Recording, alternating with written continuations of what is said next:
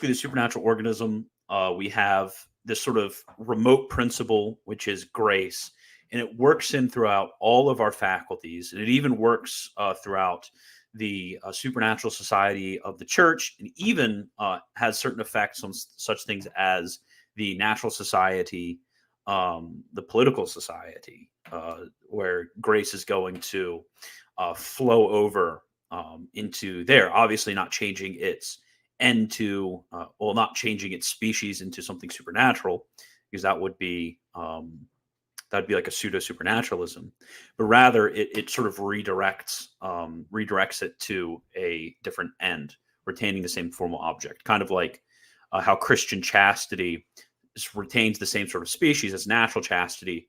It's just under a higher light with a better source, and then ordered to a better object, ordered to a better end, although with the same formal object.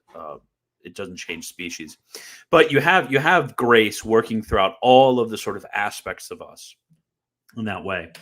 And on the other hand, when it comes to naturalism is the same way. So naturalism works itself out. That is, the denial of the supernatural order works itself out into all of our various faculties. And he has this just fantastic quote on this. So he says, "Indeed, just as naturalism represents the denial of our elevation to the supernatural order, and rationalism the denial of revelation, so does liberalism represent the denial of the duty to accept divine revelation, either for the individual or at least for the society. And thus, liberalism, which holds that faith is not necessary for salvation, substitutes itself for Christian obedience, just as rationalism substitutes itself for faith. Similarly, humanitarianism, that is, the love of humanity without any relation to subjection to God, substitutes itself for charity, by which we love our neighbors for God's sake. Nay, in humanitarianism, the order of charity is inverted.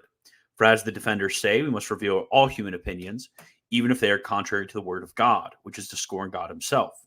Hence, according to the church, this human respect, which is often called modesty, represents the falsest form of humility. The church, thus, liberalism and humanitarianism are false forms of charity, mere imitations, like glass beads in comparison to a real diamond.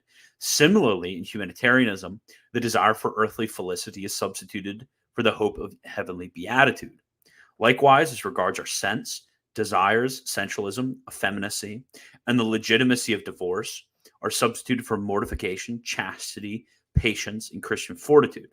Finally, as regards society as whole, socialism is subjected for the reign of God in society and for Christian justice, as though society itself, not God, had established the particular rights and duties regarding familial and social life, and as though man's end were not heavenly beatitude, but rather a future earthly city. Hence, socialists speak of society with a mystical lift in their voices, as though they were speaking of God, for in their eyes, society is indeed God in the very process of its self-becoming. And he has this that fantastic quote, and then he has this chart where he kind of lays it all out for us. So we see right here, so we have naturalism on this side, grace on this side, rationalism substitutes itself for faith, liberalism and humanitarianism substitute itself for charity, hope, and obedience, sensualism for chastity and mortification, and socialism for the reign of God in society. We just have this sort of this is really why you get St. Pius X calling something like modernism, which is trying to take naturalism and synthesize with the Christian faith. It's calling it the synthesis of all heresies, because every little aspect of the effects of grace are being given counterfeits, and all of these counterfeits surround the one satanic premise. And the satanic premise is that we will not submit to God and only submit to ourselves. It wants complete autonomy.